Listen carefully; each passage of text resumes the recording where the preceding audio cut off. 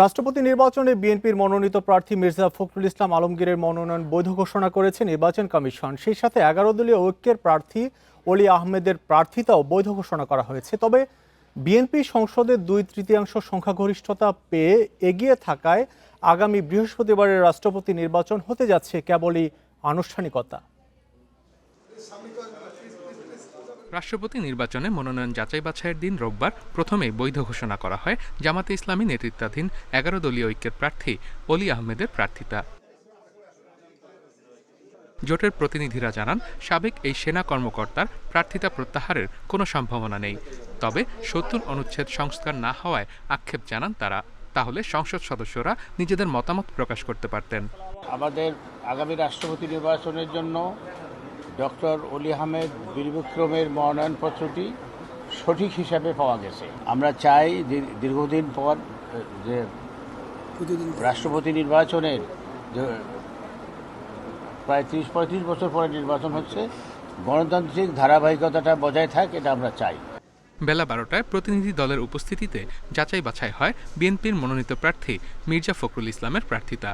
পরে প্রধান নির্বাচন কমিশনার এএমএম নাসির উদ্দিন সাবেক বিএনপি মহাসচিবের মনোনয়ন বৈধ ঘোষণা করেন। বিএনপির স্থায়ী কমিটির সদস্য গয়েশ্বর চন্দ্র রায় সাংবাদিকদের জানান, রাষ্ট্রপতি নির্বাচন ইস্যুতে প্রচলিত সংবিধান মোতাবেকই এগোবে বিএনপি। 70 অনুচ্ছেদ সংশোধন নিয়ে আলোচনা পরে সংসদে হতে পারে, তবে রাষ্ট্রপতি নির্বাচনের আগে নয়। বড় বাধা কি বাধা না, আমার প্রচলিত সংবিধান অনুযায়ী আমাকে পথ চলতে হবে। সেই সংবিধানে আমার যেখানে বাধা আছে সেই বাধা অতিক্রম করার জন্য আমাকে সংসদ থেকে সংশোধন করতে হবে। মনোনয়ন প্রত্যাহারের শেষ দিন 18 আগস্ট মঙ্গলবার। প্রার্থিতা প্রত্যাহারের সময় শেষ হলে রাষ্ট্রপতি নির্বাচনের ব্যালট প্রস্তুত করবে ইসি। আগামী 18 তারিখ হচ্ছে আপনার মনোনয়নপত্র প্রত্যাহারের দিন এবং 20 তারিখ, আগামী 20 তারিখ বিকাল 2টা থেকে বিকাল 5টা পর্যন্ত নির্বাচন। আগামী 20 আগস্ট বৃহস্পতিবার জাতীয় সংসদে অনুষ্ঠিত হবে রাষ্ট্রপতি নির্বাচন। দেওয়ান জামিলুর রহমান, ইন্ডিপেন্ডেন্ট নিউজ, ঢাকা। রাষ্ট্রপতি নির্বাচনে আরও জানবো, বার্তা কক্ষ থেকে যোগ দিচ্ছেন সহকর্মী সুলতানা জাহান মিতু। একটু জানাবেন, রাষ্ট্রপতি নির্বাচনে তো দুজনের মনোনয়ন বৈধ ঘোষণা করা হয়েছে, এখন এই নির্বাচনের পরবর্তী ধাপ কি? দেখুন, রাষ্ট্রপতি নির্বাচনে মনোনয়ন বৈধ ঘোষণা করা হয়েছে দুজনের, এবং এর মধ্য দিয়ে কিন্তু বিএনপির যে প্রার্থী মির্জা ফখরুল ইসলাম আলমগীর, তার মনোনয়নটি তার রাষ্ট্রপতি হওয়ার পথে কিন্তু আর কোনো বাধা রইল না। তবে একটি বিষয় যে নির্বাচন কমিশন কিন্তু আরও 2 দিন সময় হাতে রেখেছে। এর মধ্যে যদি কোনো প্রার্থিতা প্রত্যাহার করেন সেই সুযোগটি তারা রেখেছে। 18 আগস্ট প্রার্থিতা প্রত্যাহারের শেষ দিন, এবং এরপর বিকেল 5টার পর কিন্তু নির্বাচন কমিশন রাষ্ট্রপতি নির্বাচনের যে ব্যালট, সেই ব্যালট ছাপানোর জন্য কাজ করবে এবং দ্রুততম সময়ের মধ্যে তারা সেটি তৈরি করবে। এবং পরের আরও একদিন পরে 20 আগস্ট কিন্তু রাষ্ট্রপতি নির্বাচনের জন্য দিন ধার্য রয়েছে। এ তো গেল যে কী ধাপ বা প্রক্রিয়া। তবে এখানে একটি বিষয় যে রাষ্ট্রপতি নির্বাচন ইস্যুতে একটি বিষয় বারবার আলোচনায় আসছে, সেটি হচ্ছে সংবিধানের 70 অনুচ্ছেদ। আমরা জানি যে রাষ্ট্রপতি নির্বাচন হচ্ছে 1991 সালের যে রাষ্ট্রপতি নির্বাচন অনুষ্ঠান আইন, সেটি অনুযায়ী হচ্ছে। তবে সংবিধানের 70 অনুচ্ছেদে কিন্তু বলা আছে যে সংসদ সদস্যরা যারা রাষ্ট্রপতি নির্বাচনের ভোটার, তারা তাদের নিজ দলের প্রার্থীকেই কিন্তু ভোট দিতে বাধ্য। কোনো সংসদ সদস্য যদি ফ্লোর ক্রসিং করে থাকেন, সেক্ষেত্রে কিন্তু তার এমপি পদটি বাতিল হয়ে যাবে, তেমন একটি কথা সেখানে বলা আছে। তবে এ নিয়ে আসলে বিতর্ক উঠেছে নানা মহলে। কেউ বলছেন যে সংবিধানের 70 অনুচ্ছেদটি এক্ষেত্রে কার্যকর হবে না। তবে সরকারি দলের তরফ থেকে এবং সরকার দলীয় চিফ হুইপ একেবারে স্পষ্ট করেই বলেছেন যে সংবিধানের 70 অনুচ্ছেদ যেহেতু সংশোধন হয়নি, তাই বিদ্যমান অনুচ্ছেদ অনুযায়ী, সংবিধান অনুযায়ী এই রাষ্ট্রপতি নির্বাচন অনুষ্ঠিত হবে। অর্থাৎ সংসদ সদস্যরা তাদের নিজ দলের ভোট দেবে। মিতু, একটু বিষয়ে জানাবেন, সংসদ অধিবেশন কক্ষে যে ভোট হবে সেখানে কি ব্যালটে প্রকাশ্যে সবাই ভোট দেবেন না গোপন ব্যালটে ভোট দেবেন?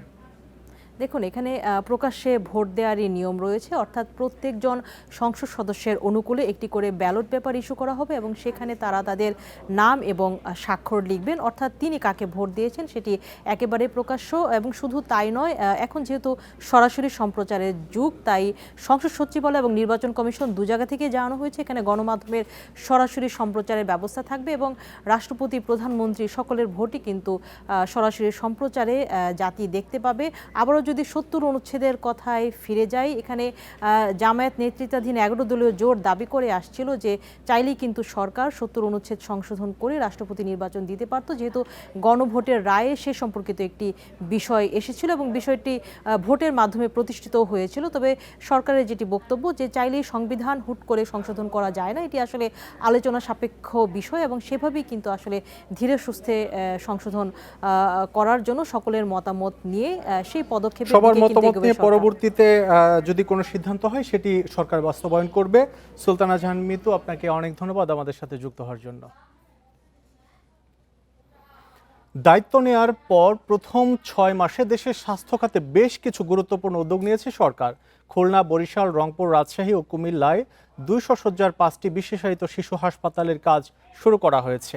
হাম পরিস্থিতি নিয়ন্ত্রণ ও শিশুদের টিকাদানের আওতায় এনে জনগণের আস্থা অর্জন করেছে সরকার। এছাড়াও সারা দেশে হাসপাতালের সক্ষমতা বাড়ানো, ১ লাখ স্বাস্থ্যকর্মী নিয়োগ, জিডিপির ৫% বরাদ্দ ও হেলথ কার্ড চালুর উদ্যোগ নেওয়া হয়েছে। বাংলাদেশের ৫০৩টি উপজেলা ইনশাআল্লাহ প্রত্যেকটিতে ১০১ বেড নয়, ওটিকে আমরা ১৫১ বেডে রূপান্তর করব। দেশে একটি কার্যকর স্বাস্থ্য ব্যবস্থা গড়ে তুলতে কাজ করছে সরকার। জনগণের কাছে স্বাস্থ্যসেবা পৌঁছে দিতে গত ৬ মাসে নেওয়া হয়েছে বেশ কিছু উদ্যোগ। চিকিৎসা সুবিধা গ্রহণ করতে পারবে। উপজেলা হাসপাতালগুলোর সক্ষমতা বাড়াতে ৫০৩টি উপজেলা স্বাস্থ্য কমপ্লেক্সকে ৫০ থেকে ১৫১ শয্যায় উন্নীত করবে সরকার। পাশাপাশি খুলনা, বরিশাল, রংপুর, রাজশাহী ও কুমিল্লায় ২০০ শয্যার ৫টি বিশেষায়িত শিশু হাসপাতাল চালুর উদ্যোগ নিয়েছে সরকার। প্রতিটি ইউনিয়নে পূর্ণাঙ্গ প্রাইমারি হেলথ কেয়ার ইউনিট প্রতিষ্ঠার কাজও শুরু করা হয়েছে। এছাড়া প্রধানমন্ত্রীর ব্যক্তিগত উদ্যোগেও বেশ কিছু কার্যকরী পদক্ষেপ নেওয়া হয়েছে। বাজেট নিয়ে যে জিডিপির 5% দেওয়া হবে, সেটি প্রথম অর্থ বছর এবং সেটি বলা হয়েছিল যে পর্যায়ক্রমে বাস্তবায়ন করা হবে, সেটি কিন্তু প্রথম অর্থ বছরেই সরকার কিন্তু সেটি দেখিয়ে দিয়েছে। বাস্তবিকভাবে মানুষ দেখতে পেয়েছে যে হার্টের রিংয়ের দাম কমে নিয়ে এসেছে, কিংবা চোখের লেন্সের দাম কমে নিয়ে এসেছে, কিংবা ডায়ালিসিসের খরচটাকে কমে নিয়ে এসেছে। এই যে সরকারের উদ্যোগ। নতুন উদ্যোগের পাশাপাশি বিদ্যমান স্বাস্থ্য ব্যবস্থার সংস্কারের পরামর্শ বিশেষজ্ঞদের। হামের মতো মহামারীর উদ্ভব ঘটেছে, প্রকোপ হয়েছে, তো সেটি বিরুদ্ধে প্রতিরোধ করার জন্য খুব দ্রুত জাতীয়ভাবে টিকাদানের একটি আয়োজন তারা করেছে। এটি নিঃসন্দেহে প্রশংসার যোগ্য। উপজেলাতে শয্যা বাড়ানোর যে প্রতিশ্রুতি এবং সেভাবে কার্যক্রম গ্রহণের উদ্যোগ, এগুলো ইতিবাচক। গত ৬ মাসের কার্যক্রম বিশ্লেষণে সরকারের সফলতার পাল্লাই ভারী বলে মনে করেন সংশ্লিষ্টরা। এখন যে উদ্যোগটি নিচ্ছেন, এই যে ৫,০০০ চিকিৎসক যে নিয়োগের প্রক্রিয়া চলছে, সেই নিয়োগের সফলতা দেখবেন কখন? ৫ বছর পরে। সুতরাং সেই সময় কিন্তু আপনি বুঝতে পারবেন যে সরকার কতটুকু সফল হয়েছে। সুতরাং এই যে উদ্যোগ বা এই যে চেষ্টা, এই চেষ্টাটাকে আমি মনে করি সরকারের সবচেয়ে বড় সফলতা। এখন পর্যন্ত যতগুলো কার্যক্রম গ্রহণ করা হয়েছে তার সাফল্য এবং সীমাবদ্ধতা দুটোকে যদি আমরা একসাথে বিচার করি, তো এখনও সাফল্যের দিকে পাল্লাটা ভারী। প্রাথমিক স্বাস্থ্যসেবা নিশ্চিত করতে ১ লাখ স্বাস্থ্যকর্মী নিয়োগের উদ্যোগ নিয়েছেন প্রধানমন্ত্রী। এর ফলে চিকিৎসা সেবার ভোগান্তি অনেকটাই কমবে বলে আশা করা হচ্ছে। শিকদার মেহেদি, ইন্ডিপেন্ডেন্ট নিউজ, ঢাকা। দেখছেন বিরতিহীন সংবাদ দুপুর। এরপর অন্যান্য খবরের সঙ্গে আরও থাকছে। রাঙামাটিতে পিকআপ উল্টে ৪ সবজি ব্যবসায়ী নিহত, আহত ২ জন। পরিবারের উপার্জনক্ষম সদস্যকে হারিয়ে দিশেহারা স্বজনেরা।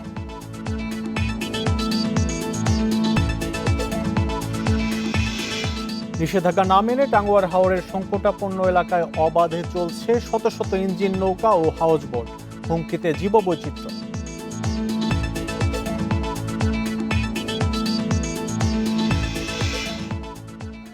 যেসব দেশবিরোধী শক্তি বিভ্রান্তি ছড়িয়ে বিশৃঙ্খলা সৃষ্টি করতে চায়, তাদের বিরুদ্ধে রুখে দাঁড়াতে জনগণের প্রতি আহ্বান জানিয়েছেন প্রধানমন্ত্রী তারেক রহমান।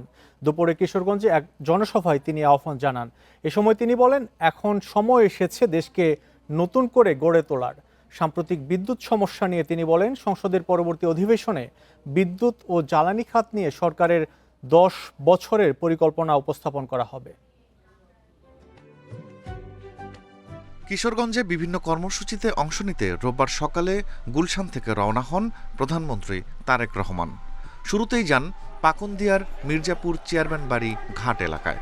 সেখানে ব্রহ্মপুত্র নদে মাছের পোনা অবমুক্ত করেন তিনি।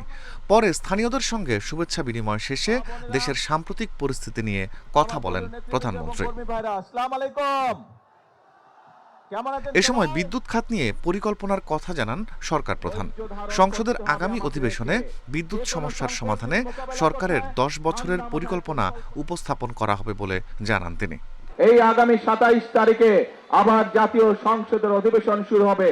সেই জাতীয় সংসদ অধিবেশনে আপনাদের দল, আপনাদের সরকার দেশের মানুষের সামনে জাতীয় সংসদের মধ্যে উপস্থাপন করবে কিভাবে আমরা ইনশাআল্লাহ আগামী 10 বছর এই দেশের বিদ্যুৎ সমস্যার সমাধান করব।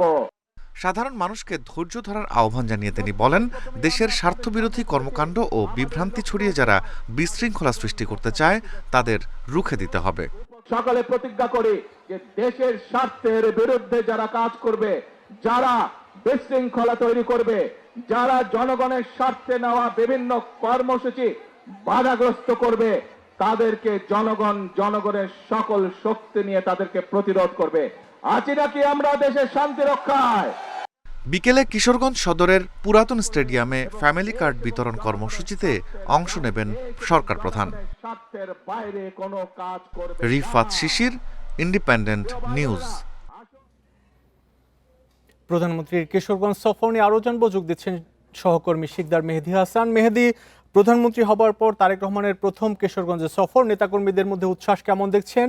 আর প্রধানমন্ত্রীর যে সমাবেশ হচ্ছে, যে সব জায়গায় অংশ নিচ্ছেন প্রধানমন্ত্রী, সেখানে মানুষ কি কি দাবি তুলে ধরছেন?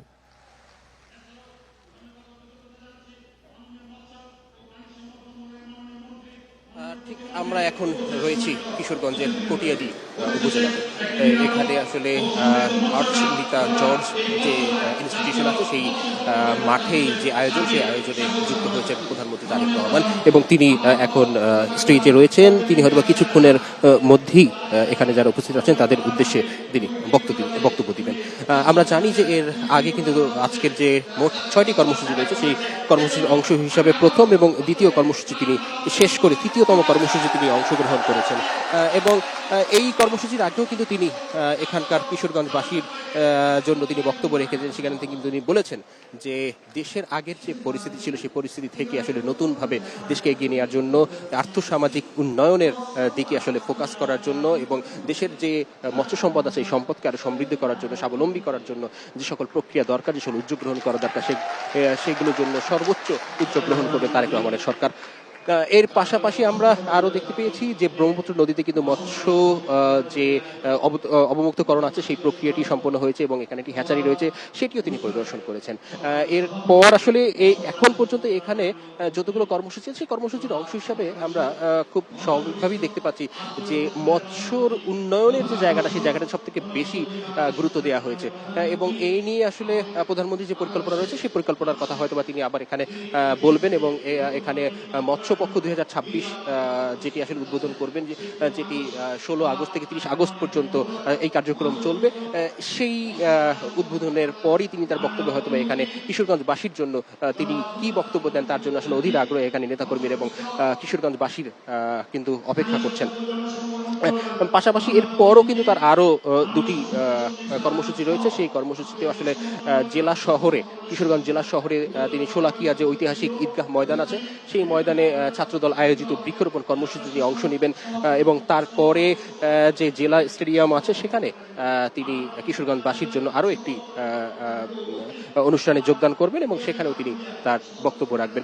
কিন্তু আমরা বেশ কিছু জায়গায় কথা বলেছিলাম, অর্থাৎ এখানে নেতা কর্মীদের সাথে কথা বলেছিলাম, কিশোরগঞ্জবাসীর সাথে কথা বলেছিলাম, তারা কিছু প্রত্যাশার জায়গা জানিয়েছেন প্রধানমন্ত্রীর কাছে যে আসলে এবার দায়িত্ব গ্রহণের পর এটি প্রথম প্রধানমন্ত্রী কিশোরগঞ্জ সফর।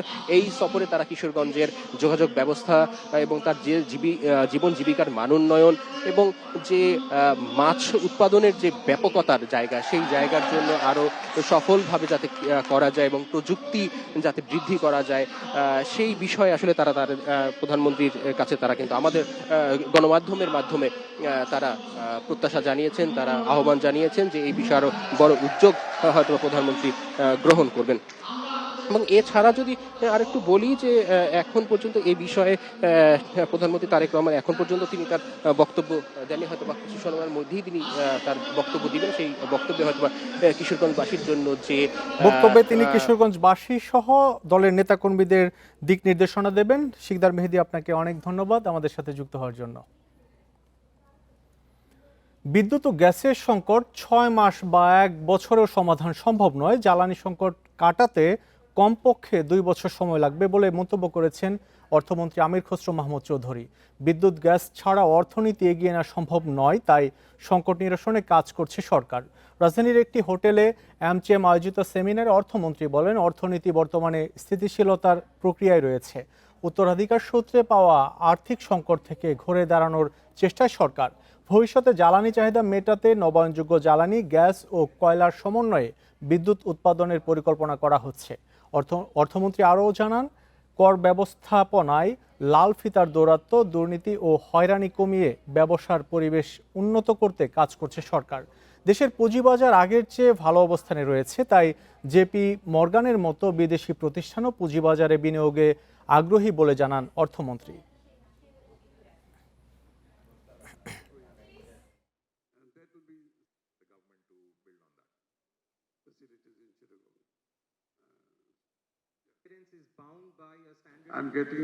বিদ্যুৎ ও গ্যাসের সংকট 6 মাস বা 1 বছরের মধ্যে সমাধান করা সম্ভব নয়।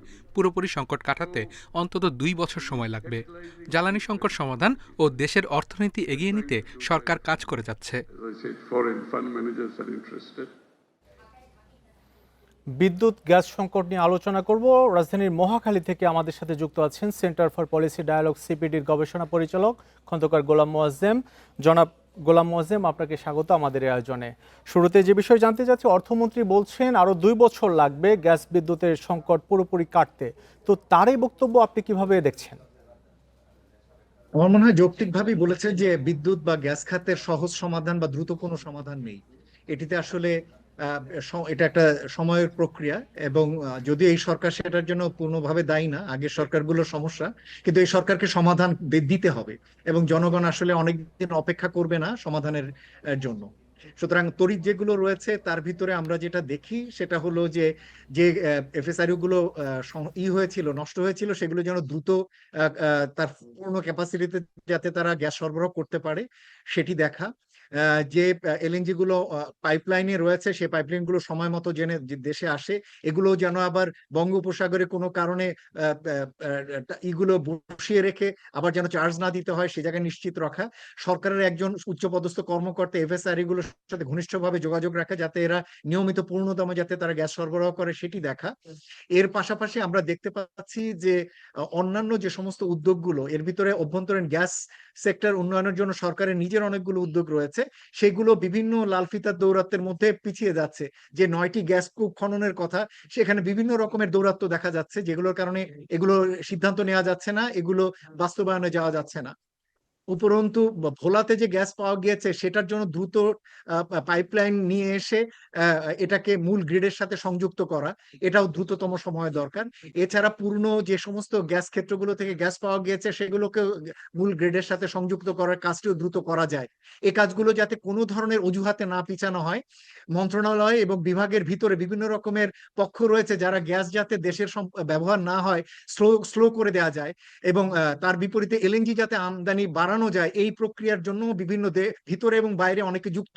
সেই জায়গা থেকে বেরিয়ে এসে নির্মোহভাবে গ্যাসের জন্য সিদ্ধান্তগুলো দ্রুত যাতে নেওয়া যায়, এজন্য আমরা একটি কমিটির কথা আজকে ডায়ালগ থেকে প্রস্তাব করেছি। সেটা হলো জরুরি ভিত্তিতে অভ্যন্তরীণ গ্যাস উন্নয়ন এবং নবায়নযোগ্য জ্বালানি উন্নয়ন কমিটি করা, এবং এই কমিটি একবারে বসে অপারেশনাল সিদ্ধান্তগুলো দিয়ে দেবেন এবং 7 দিনের ভিতরে সেগুলো বাস্তবায়ন হবে।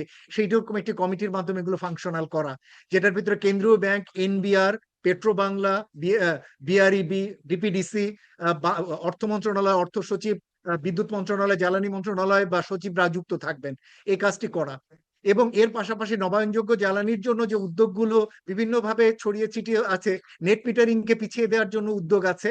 বিআরইবি চান না এটিকে দ্রুত যাক, সেজন্য বিআরইবির এই জায়গায় সতর্ক করে দেওয়া, দ্রুত যে সমস্ত বিআরইবি অ্যাপ্লিকেশন গুলো রয়েছে তারা সেইগুলোকে যেন তাড়াতাড়ি এগুলো ডিসিশন যেন তারা দিয়ে দেন।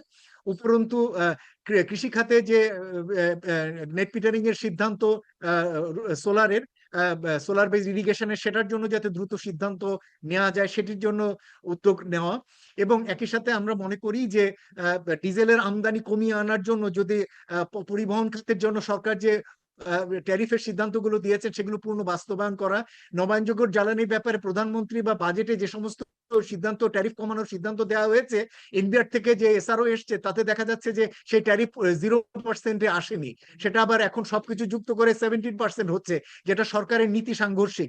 এই সমস্ত অপারেশনাল ডিসিশন গুলো খুব দ্রুত সমাধান করা, এগুলো যদি করা যায়, আমার ধারণা অর্থমন্ত্রী যে 2 বছরের সময়কাল বলেছেন সেটি যদি সবাই মিলে কাজ করে আন্তরিকতার সাথে, এর ভিতরে সমাধান কিছুটা হলেও পাওয়া সম্ভব।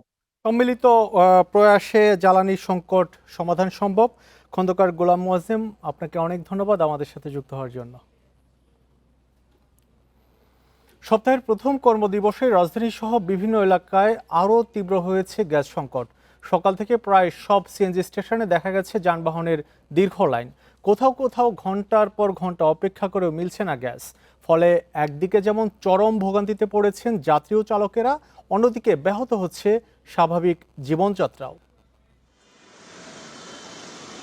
রোববার সকাল থেকে সিএনজি স্টেশনে গাড়ির দীর্ঘ সারি। একদিকে গ্যাসের জন্য দীর্ঘ অপেক্ষা, অন্যদিকে সময়মতো গন্তব্যে পৌঁছানোর তাড়া। সপ্তাহের প্রথম কর্মদিবসেই গ্যাস সংকটে ভোগান্তির মাত্রা আরও বেড়েছে। গ্যাসের চাপ কম থাকায় অনেক স্টেশনেই চাহিদার তুলনায় সরবরাহ মিলছে কম, বন্ধ হয়ে যাচ্ছে অনেক স্টেশন। ফলে ঘন্টার পর ঘন্টা লাইনে দাঁড়িয়েও অনেক গাড়ি চালককে ফিরতে হচ্ছে খালি হাতে। এতে নষ্ট হচ্ছে সময়, কমছে আয়। 4 ঘন্টা 5 ঘন্টা দাঁড়া থাকি গ্যাসের মধ্যে, হে মেন রাস্তাতে ঘুরে এই মেন রাস্তাতে আহি, আধা বেলা যায় গ্যাস, 5-6 ঘন্টা হয়ে যায়, আমরা নাস্তা খাওয়ার টাইম পাই না। এই গ্যাস এরকম একটা সমস্যা শুরু করছে। 70-80 টাকা গ্যাস লমু, 4-5টা টিপ বললে আবার আয় সিরিয়াল দিতে হয়। এই লাইনে গ্যাস নেই খালি এইসব কথা শোনা লাগে। আগের মতো আয় হচ্ছে না। আপনার যেই গ্যাস লইয়া ইনকাম করা যায়, এই ইনকামটা মালিকের জমা দেওয়া যায় না, কিছু দেওয়া যায় না, বাসায় বাজারও নেওয়া যায় না। ভাড়ায় চালিত যানবাহনের চালকদের অভিযোগ, প্রতিদিনের আয়ের বড় অংশই নির্ভর করে কতক্ষণ গাড়ি চালাতে পারছেন তার উপর। কিন্তু গ্যাসের জন্য দীর্ঘ সময় স্টেশনে আটকে থাকায় ট্রিপ কমার পাশাপাশি বাড়ছে মানসিক চাপও। 2 ঘন্টা হলো লাইনে আছি, সামনে হয়তো আরো 40 মিনিট লাগবে, ওটা পাইলে আবার বিকালে সিরিয়াল দিতে হবে। হয় গ্যাস লাইন পুরো বন্ধ করে দেখ, মালিকরা তেলে চালাক, আমরা একটু ভালো চাই, কিন্তু গ্যাসের কারণে আর পারতেছি না। দীর্ঘদিন ধরে চলা গ্যাস সংকটের স্থায়ী সমাধান কবে, সেই প্রশ্নের উত্তর এখনো স্পষ্ট নয়। সবারই অপেক্ষা, কবে কাটবে সংকট, কবে স্বাভাবিক হবে গ্যাস সরবরাহ। Adilur Rahman, independent news, Dhaka. প্রধানমন্ত্রী তারেক রহমানের ভারত সফরের জন্য উপযুক্ত পরিবেশ নিশ্চিতে দিল্লিকে 3 শর্ত দিয়েছে ঢাকা। দুদেশের বন্দি প্রত্যার্পণ চুক্তির আওতায় শেখ হাসিনা এবং ওসমান হাদি হত্যা মামলার আসামি সহ পলাতকদের ফেরত পাঠাতে হবে। দুপুরে ঢাকায় এসব কথা জানান পররাষ্ট্র মন্ত্রণালয়ের মুখপাত্র AKM শহীদুল করিম। বেশ কিছুদিন ধরেই প্রধানমন্ত্রী তারেক রহমানের সম্ভাব্য ভারত সফর নিয়ে যোগাযোগ রাখছেন বাংলাদেশ ও ভারতের কর্মকর্তারা। তবে 5 আগস্ট দিল্লিতে প্রকাশ্য সংবাদ সম্মেলনে শেখ হাসিনার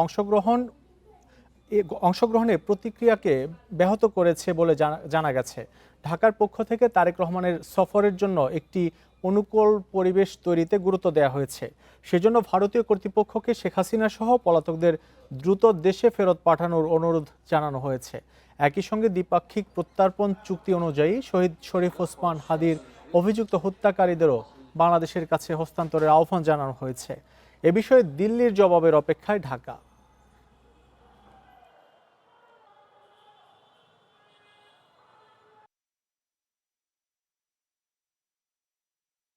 We have requested the Indian authorities to expeditiously প্রধানমন্ত্রী তারেক রহমানের ভারত সফরের জন্য উপযুক্ত পরিবেশ নিশ্চিতে দিল্লিকে 3টি শর্ত দেওয়া হয়েছে। দুই দেশের প্রত্যর্পণ চুক্তির আওতায় শেখ হাসিনা এবং হাদি হত্যা মামলার আসামি সহ পলাতক সবাইকে ফেরত পাঠাতে হবে।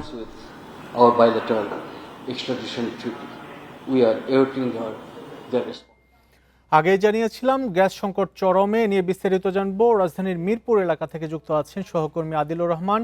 আদিল, সকাল থেকেই তো আপনি মহাখালী, তেজগাঁও সহ বিভিন্ন এলাকাতে ছিলেন, এসব এলাকাতে গ্যাসের তীব্র সংকট দেখেছেন। মিরপুর এলাকার চিত্র কি?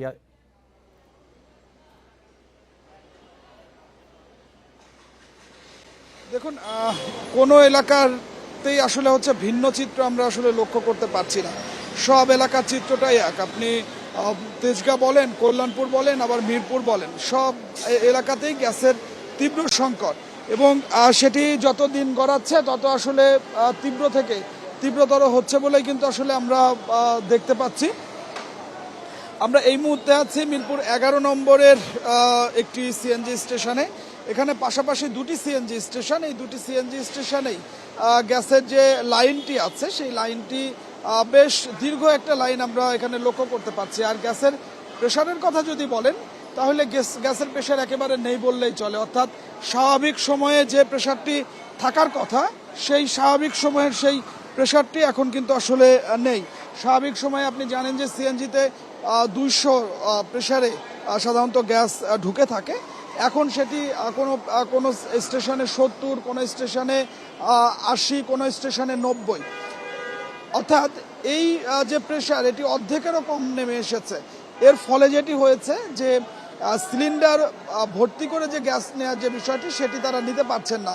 আর প্রেসার কম থাকার কারণে আগে যে পরিমাণ অর্থাৎ যে পরিমাণ কিলোমিটার গাড়ি চালানো যেত এখন কিন্তু সেটিও আসলে চালানো যাচ্ছে না। এবং একবার গ্যাস নিলে যেখানে সারাদিন একটি সিএনজি চলতে পারতো বা দিনে 2বার গ্যাস নিতে পারতো, এখন একবার গ্যাস নিতেই 5 থেকে 6 ঘন্টা সিএনজি চালকদের চলে যাচ্ছে। এবং যে গ্যাসটি আসলে তারা নিচ্ছেন, সিএনজি চালকদের অনেকে বলছিলেন যে স্বাভাবিক সময়ে তারা 200 টাকা বা 220 টাকার গ্যাস নিতে পারতেন, এখন সেখানে 100 টাকার গ্যাস নিতেই আসলে কষ্ট হয়ে যাচ্ছে। এবং সেই 100 টাকার গ্যাস নিয়ে 3টা বা 4টা ট্রিপ দেওয়ার পরে আবার গ্যাস নিতে হয়। তো সেক্ষেত্রে যেটি আসলে হচ্ছে যে তাদের আয়টি আসলে অনেক কমে গেছে, কিন্তু মালিকের যে জমা সেই জমাটি তাদেরকে ঠিকমতো দিতে হচ্ছে। সেই জমা দেবার পরে তাদের পরিবার চালানো আসলে খুব কষ্ট হয়ে গেছে। এখন এর দ্রুত সমাধান চাচ্ছেন। আমরা সমাধানের জন্য বা গ্যাস সংকট কবে নাগাদ কাটতে পারে এ নিয়ে যখন স্টেশন কর্তৃপক্ষের সাথে কথা বলছিলাম, তারা যেটি বলছেন যে তাদের লাইনে গ্যাস না থাকবার কারণে তারা গ্যাস সরবরাহ ঠিকমতো করতে পারছেন না। কিন্তু এই গ্যাস সরবরাহটি যে আসলে কবে নাগাদ ঠিক হবে এটিও এখানকার যে সিএনজি স্টেশনটি আছে বা রাজধানীর যে স্টেশনগুলো আছে তারাও ঠিকমতো আসলে বলতে পারছেন না। দেখুন, চালকরা বারবার করে একটি বিষয় বলছেন যে প্রয়োজনে কিছুদিন গ্যাস স্টেশন বন্ধ রাখা হোক, তারপরেও যেন আসলে খুব দ্রুত এই গ্যাসের সংকটটি সমাধান করা হয়। কারণ এটি যদি আসলে দীর্ঘ থেকে দীর্ঘতর হতে থাকে তাহলে তাদের আয় এবং জীবন জীবিকার উপরে অনেক বেশি প্রভাব পড়বে, সব জায়গাতেই পড়বে। আদিল, আপনাকে অনেক ধন্যবাদ আমাদের সাথে যুক্ত হওয়ার জন্য। নিষেধাজ্ঞা অমান্য করে সুনামগঞ্জের টাঙ্গুয়ার হাওরের পরিবেশ সংকটাপন্ন এলাকায় অবাধে চলাচল করছে শত শত ইঞ্জিন চালিত নৌকা ও হাউস বোট। এতে হুমকির মুখে হাওরের জীববৈচিত্র্য। টাঙ্গুয়ার হাওরের জীববৈচিত্র্য রক্ষায় এখনই জোরালো পদক্ষেপ নেওয়ার দাবি স্থানীয়দের। চলতি মাসের শুরুতে টাঙ্গুয়ার হাওরের পরিবেশ, জীববৈচিত্র্য, পর্যটকদের নিরাপত্তা নিশ্চিতে ইঞ্জিন চালিত নৌকা এবং হাউসবোট চলাচল নিষিদ্ধ করে 11 নির্দেশনা জারি করেছে জেলা প্রশাসন। তবে সেই নিষেধাজ্ঞা না মেনেই হাওরে চলছে ইঞ্জিন চালিত নৌকা ও হাউসবোট। এতে শব্দ দূষণের পাশাপাশি নষ্ট হচ্ছে হিজল ও করজ গাছ। হুমকির মুখে হাওরের জীববৈচিত্র্য। দৃশ্যগুলো আছে এগুলো দেখার লাগে রিল্যাক্স ভাবে সুন্দর পাবে, কিন্তু এখানে দেখলাম যে অনেক ইঞ্জিন চালিত নৌকা এত পরিমাণ বেশি যেগুলো কন্ট্রোলের বাইরে। ময়লা, পলিথিনের যে আবর্জনা, এগুলোর জন্য যে পরিবেশটা এটা নষ্ট হচ্ছে। একটু নিয়ন্ত্রিতভাবে যদি আমরা হাউসবোটগুলো নিয়ন্ত্রণে আনা যায় তাইলে অনেকটা স্বচ্ছ থাকে পানিটা। নির্দিষ্ট এলাকায় নৌযান না রেখে অবাধে চলাচলে টাঙ্গুয়ার হাওরের জীববৈচিত্র্য হুমকির মুখে পড়বে দাবি হাওর বাঁচাও আন্দোলনের। জেলা প্রশাসন থেকে যে নিষেধাজ্ঞা দেওয়া হয়েছে এই নিষেধাজ্ঞা পর্যটক বা হাউসবোটগুলা কোনোভাবেই মানতেছে না। এখানে এই যে নির্দিষ্ট জায়গায় নৌকা রাখার কথা, হাউসবোট রাখার কথা, এখানে তারা নির্দিষ্ট জায়গায় না রেখে অবাধে নৌকা যেভাবে চালাচ্ছে, একসময় টাঙ্গুয়ার হাওর হুমকির মুখে পড়বে। জেলা প্রশাসন ও পরিবেশ অধিদপ্তরের চেষ্টায় টাঙ্গুয়ার হাওর রক্ষা কার্যক্রম চলছে। নির্দেশনা লঙ্ঘন করলে ব্যবস্থা নেওয়ার কথা জানিয়েছে প্রশাসন। সমন্বিত প্রচেষ্টায় আমরা এই টাঙ্গুয়ার হাওর রক্ষা কার্যক্রম অব্যাহত রেখেছি। তবে এই যে নির্দেশনা জারি করা আছে সেই নির্দেশনা যদি কেউ লঙ্ঘন করে তাহলে বিধি মাফিক তাদের বিরুদ্ধে ব্যবস্থা নেওয়া হবে। সুনামগঞ্জে প্রায় 126 বর্গ কিলোমিটার এলাকা জুড়ে দেশের বৃহত্তম মিঠা পানির জলাভূমি টাঙ্গুয়ার হাওর। Independent news. এই ছিল বিরতিহীন সংবাদ দুপুরে। আমন্ত্রণ পরের আয়োজন।